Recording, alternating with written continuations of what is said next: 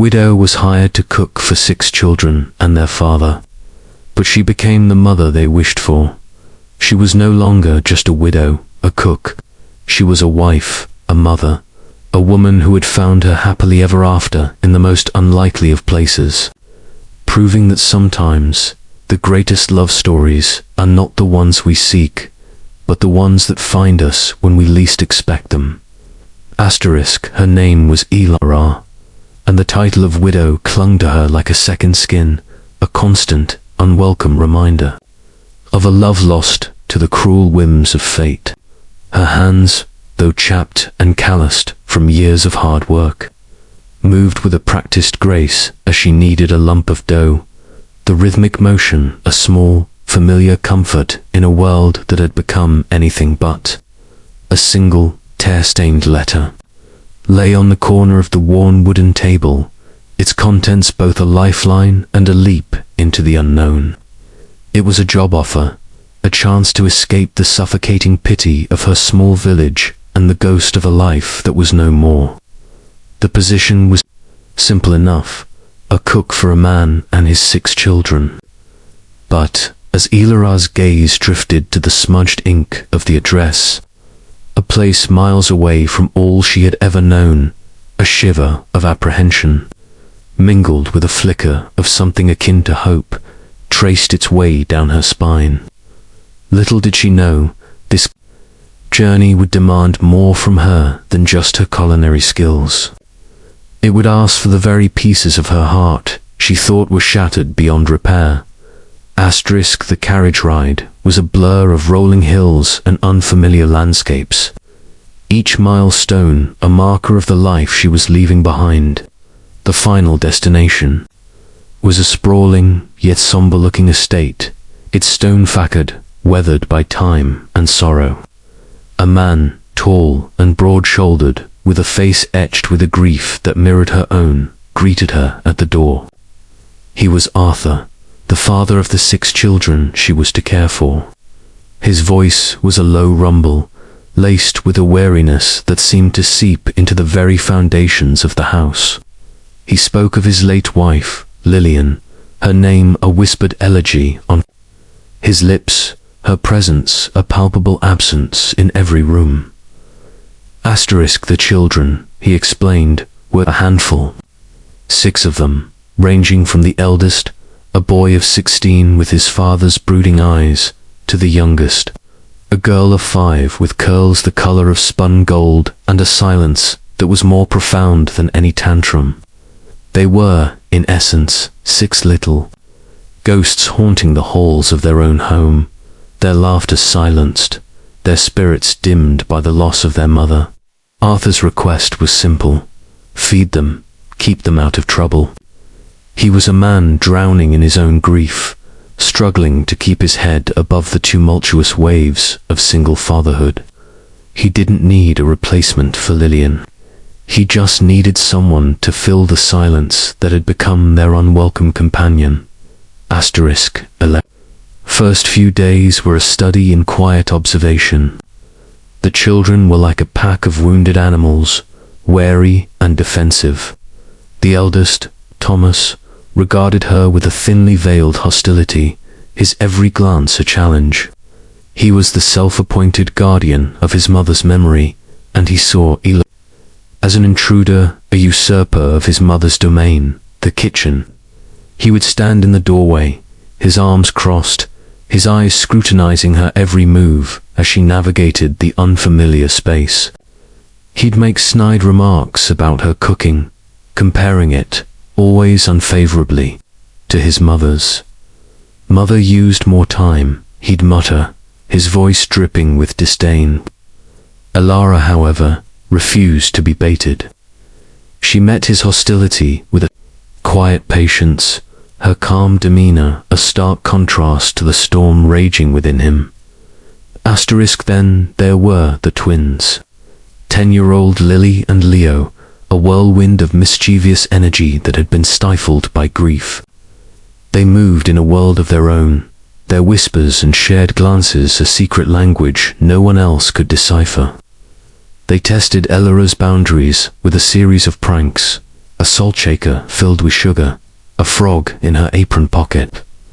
But instead of anger, Ilara responded with a surprising wit, turning their pranks into a game, a silent battle of wits that slowly but surely began to chip away at their defenses. 7-year-old Samuel was the family's resident artist, his world a kaleidoscope of colors and shapes. He spent his days hidden away in his room, his only companions a set of charcoal pencils and a sketchbook. He drew his mother constantly, her image a recurring motif in his art, a desperate attempt to keep her memory alive. He was a solitary soul, his grief a silent, creative ache.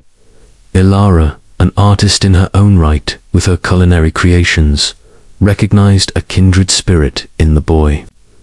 She began to leave him little treats, cookies shaped like paint palettes and cakes decorated with vibrant edible flowers, a silent offering of understanding and support. And finally, there was little Clara, the youngest, a fragile doll with eyes that held the wisdom of a much older soul.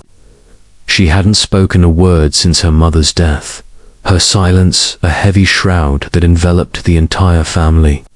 She would sit for hours in the garden, her small hands tending to the withered rose bushes that had been her mother's pride and joy. She was the living embodiment of the family's unspoken sorrow, her silence a constant, painful reminder of what they had lost. Ilara's approach was not one of grand gestures or dramatic pronouncements. It was a slow, patient weaving of kindness and understanding into the frayed fabric of their lives. She learned their individual tastes, their favorite foods, the little things that brought a flicker of light to their eyes. For Thomas, she learned to bake his mother's favorite apple pie, not as a replacement, but as a tribute, a gesture of respect for the woman he so desperately missed. The first time she placed it on the table, the aroma filling the silent dining room, Thomas's eyes, for the first time, softened.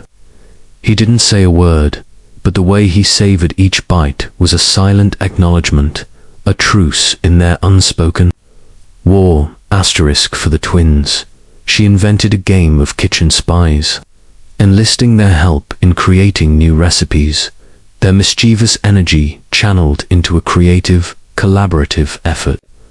They became her little apprentices, their laughter, once a rare and precious sound, slowly beginning to fill the once silent kitchen. For Samuel, she brought him a set of edible paints, a new medium for his artistic expression. He began to paint on cookies and cakes, his edible masterpieces, a source of pride and a bridge between his silent world and the rest of the family. And for Clara, for the silent little girl who seemed to carry the weight of the world on her small shoulders. Approach was one of gentle persistence. She would join her in the garden, not speaking, but simply being there, a quiet, comforting presence. She would bring her a small cup of warm milk and a cookie, a silent offering of care. One day, as Ilara was humming a tune, a lullaby her own, Mother used to sing to her, Clara, in a voice as soft as a whisper, asked for another cookie.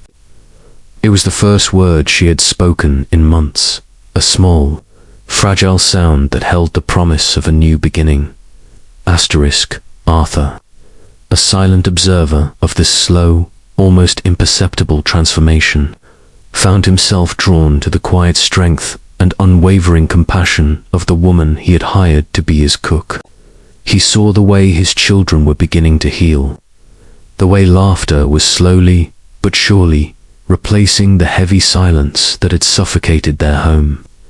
He found himself lingering in the kitchen, drawn to her warmth, her quiet competence, the way she seemed to know exactly what his family needed, what he needed, without him having to say a word.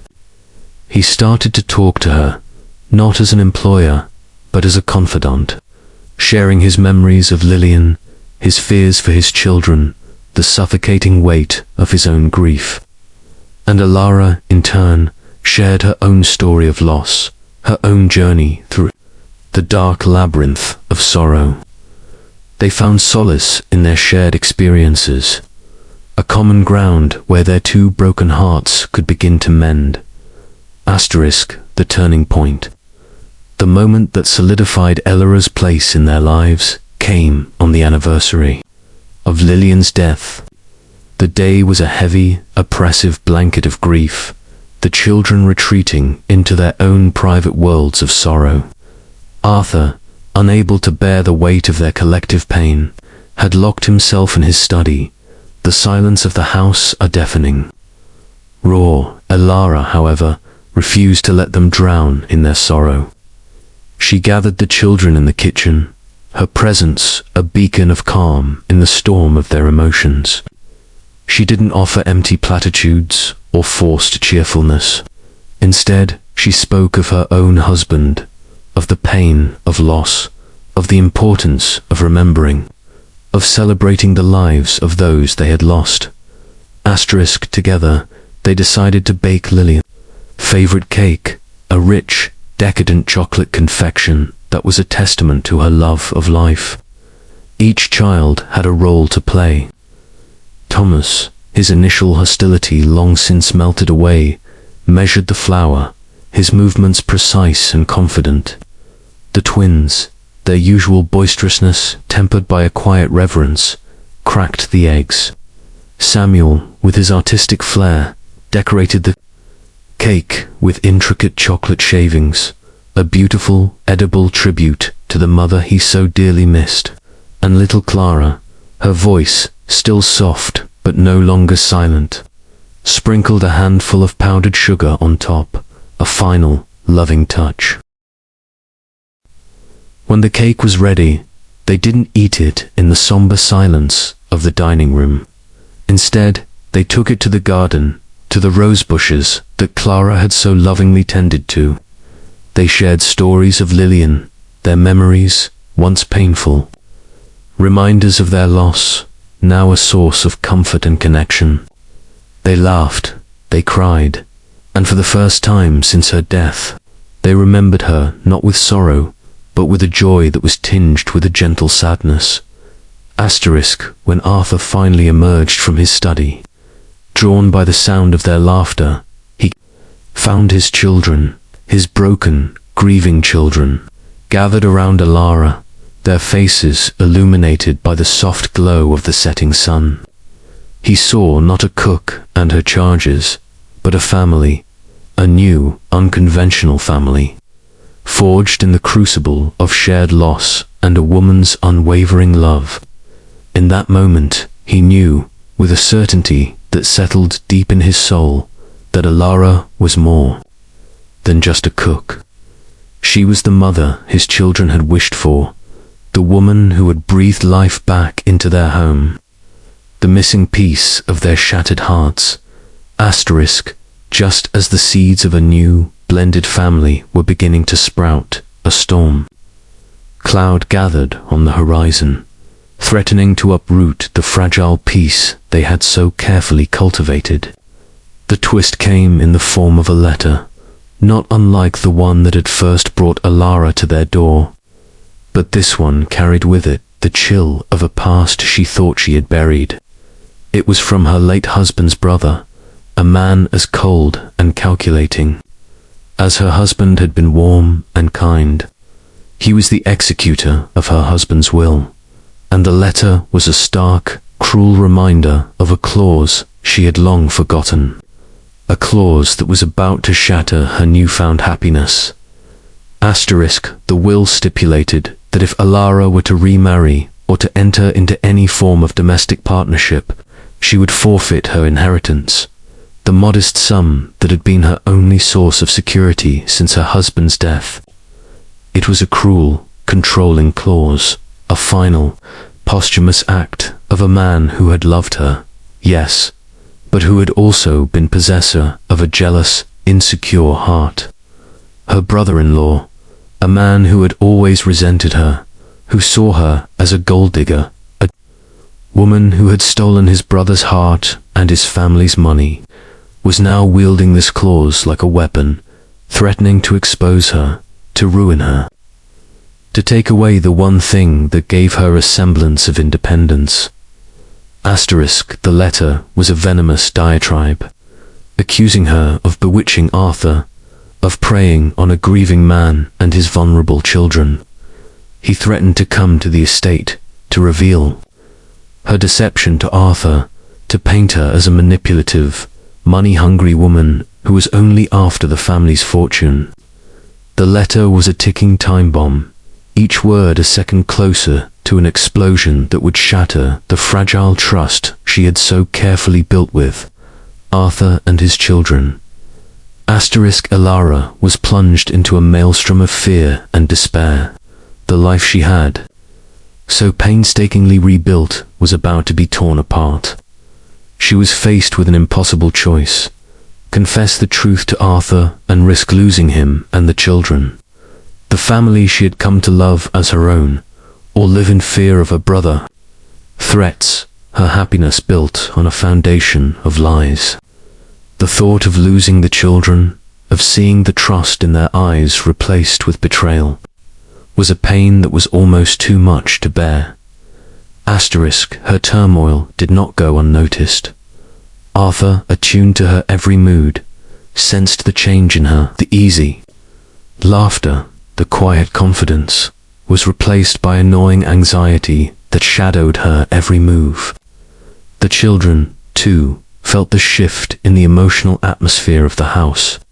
The warmth that had permeated their home began to cool, replaced by a subtle, unspoken tension. Thomas, ever the protector, was the first to confront her. He found her in the kitchen late one night, the letter clutched in her hand, her face a mask of despair. "What is it?" he asked, his voice laced with a concern that was a far cry from the hostility he had once shown her. "What's wrong?" Elara, her defenses crumbling, broke down. The tears she had been holding back for days streamed down her face, a torrent of fear and heartbreak. She couldn't bring herself to tell him the whole truth, the shame and the fear too great. She could only stammer, "I have to leave. I can't stay here." The words were a dagger to Thomas's heart. He had just found a mother, a woman who had not tried to replace his own, but who had carved out a new space in his heart, a space he hadn't known was empty. The thought of losing her was unbearable. He pleaded with her, his voice cracking with an emotion he rarely showed. "You can't leave. We need you. I need you." The other children, drawn by the sounds of their distress, gathered in the kitchen, their faces a mixture of confusion and fear. Little Clara, her voice trembling, wrapped her arms around Ilara's legs and whispered, "Don't go. Please don't go." The climax of the story arrived with the unannounced and unwelcome arrival of Ilara's brother-in-law, a man whose presence was as cold and sharp as the winter wind. He stood in the doorway of the grand estate, a sneer playing on his thin lips, the damning letter clutched in his hand like a trophy. He had come to execute his threat, to shatter the idyllic life Ilara had built, to expose her as the manipulative schemer he believed her to be. He found them in the drawing room. The entire family gathered around the fireplace, a picture of domestic bliss that only served to fuel his resentment. Arthur, sensing the man's hostility, rose to his feet, his posture protective, his eyes narrowed. "Can I help you?" he asked, his voice a low growl. "I'm here to speak to Ilara," the brother-in-law said, his voice dripping with venom. "Or should I say, the woman who has been living a lie, preying on your grief, your children's vulnerability." He brandished the letter, a triumphant glint in his eyes. "This," he announced, his voice ringing with a cruel satisfaction, "is a copy of my late brother's will. A will that clearly states that this woman, he pointed a trembling finger at Ilara, forfeits her inheritance if she enters into a domestic partnership. He spat the words out as if they were poison. She's been playing you for a fool, Arthur. She's not here for your children. She's here for your money. Asterisk, the accusation hung in the air, thick and suffocating. The children's faces, once filled with a newfound joy, were now a mixture of confusion and hurt. Thomas's jaw clenched, his fists tightening at his sides. The twins, their eyes wide with disbelief, clung to each other. Samuel, his sketchbook forgotten in his lap, stared at Ilara, his young face a canvas of betrayal. And little Clara, her fragile peace shattered, let out a small, wounded cry. Asterisk, Ilara felt the blood drain from her face.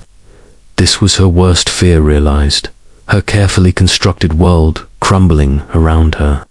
She opened her mouth to speak, to defend herself, but the words wouldn't come. She could only stare at Arthur, her eyes pleading with him to believe her, to see the truth that was being so cruelly twisted.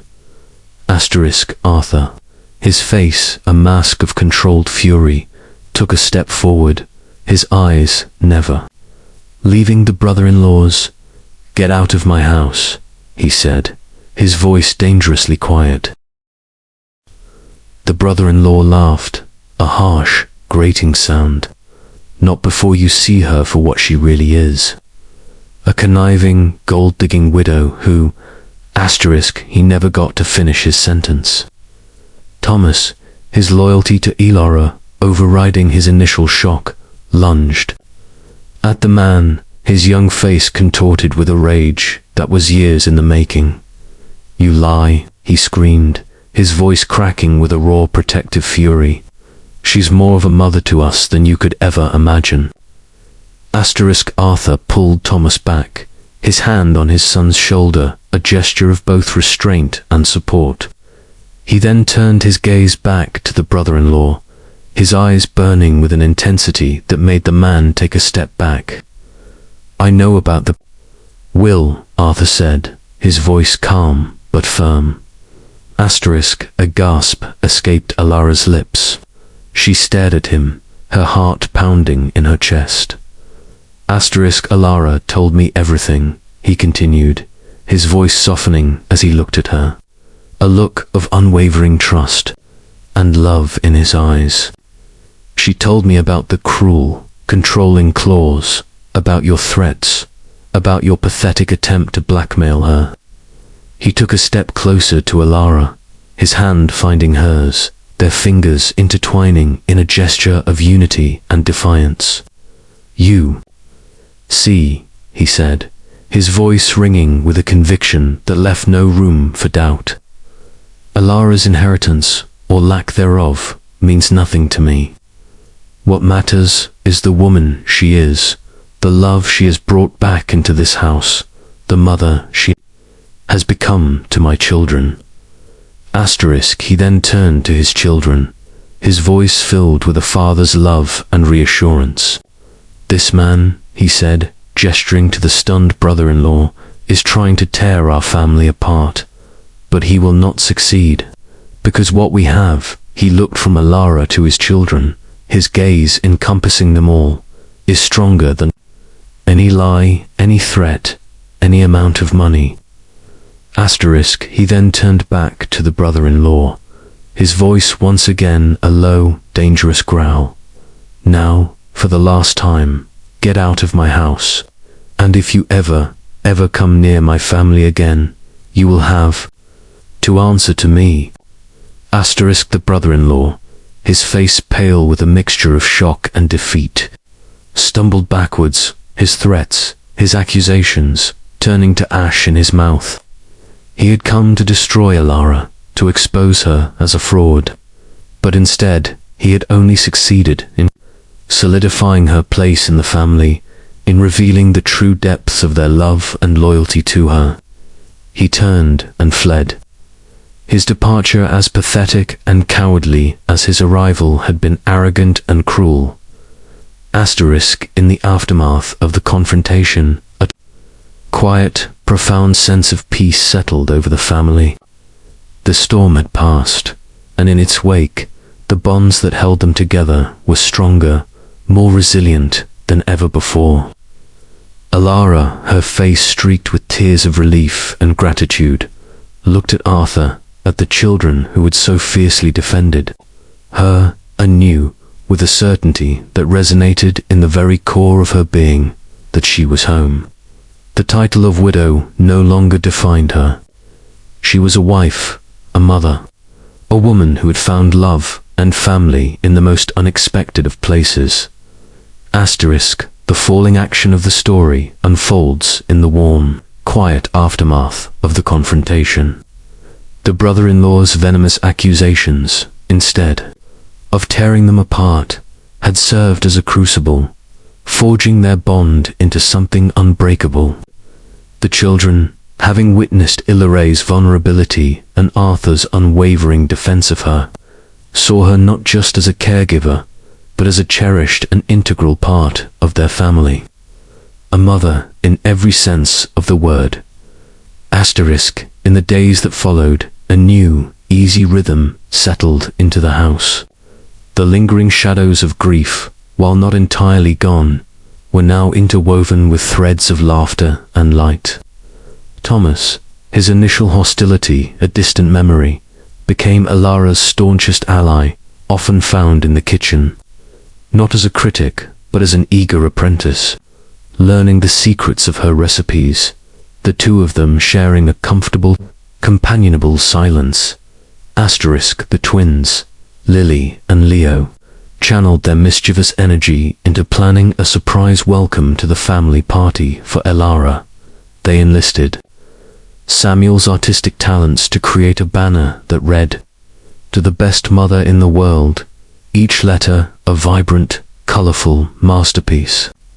The party was a joyous, chaotic affair, filled with laughter, games, and a cake decorated with a rather abstract but heartfelt portrait of their new family. Samuel, who had once found solace only in his sketchbook, began to emerge from his shell, his art taking on a new, more vibrant quality. He still drew his mother, but now he also drew Alara, his pictures a testament to the love that had blossomed in his young heart. He presented her with a portrait of the entire family, Arthur and Alara at the center, surrounded by the 6 children, their hands all intertwined, a beautiful, poignant representation of their blended family. And little Clara, the girl who had been lost in a world of silence, was now a chatterbox, her voice a constant, joyful melody in the once quiet house. She followed Alara everywhere, her small hand always finding its way into Alara's, her constant stream of questions and observations a testament to her newfound sense of security and belonging. Arthur and Alara's love story, born from shared grief and a quiet growing affection, blossomed in the newfound peace of their home. They were married in a small, intimate ceremony in the garden, surrounded by the rose bushes that had been Lillian's pride and Clara's sanctuary. The children were their only attendants, their beaming faces a testament to the happiness that had finally returned to their lives. The resolution of the story is not a fairy tale ending, but a realistic, heartfelt depiction of a family reborn from the ashes of loss. The memory of Lillian was not erased, but rather woven into the fabric of their new life. Alara, with her quiet wisdom and compassionate heart, helped the children to remember their mother not with sorrow, but with love and gratitude for the time they had with her. They established new traditions, a blend of the old and the new, a testament to the unique, beautiful family they had become. The final scene of the story sees the entire family gathered around the dinner table. the warm glow of the candlelight, illuminating their happy faces. The aroma of Ilara's cooking, once a symbol of her role as a hired cook, was now the scent of home, of family, of love. Arthur raises his glass, his eyes filled with a love and gratitude that words could never fully express. To Ilara, he says, his voice thick with emotion, the woman who was hired to be our cook, but who became the heart of our home, the mother we all wished for. Asterisk, as they all raised their glasses, a chorus of two, Ilara, and to Mom, fills the room, the sound a beautiful, harmonious symphony of a family made whole again. Ilara, her heart overflowing with a joy she had once thought she would never feel again, looks around at the faces of her new family, at the man she loves, at the children who have become her own, and knows, with a certainty that settles deep in her soul, that this is where she belongs. The journey had been long and arduous, filled with heartache and loss, but it had led her here, to this moment, to this family, to a love that was as unexpected as it was profound. So once again she was no longer just a widow, a cook. She was a wife, a mother, a woman who had found her happily ever after in the most unlikely of places, proving that sometimes the greatest love stories are not the ones we seek, but the ones that find us when we least expect them.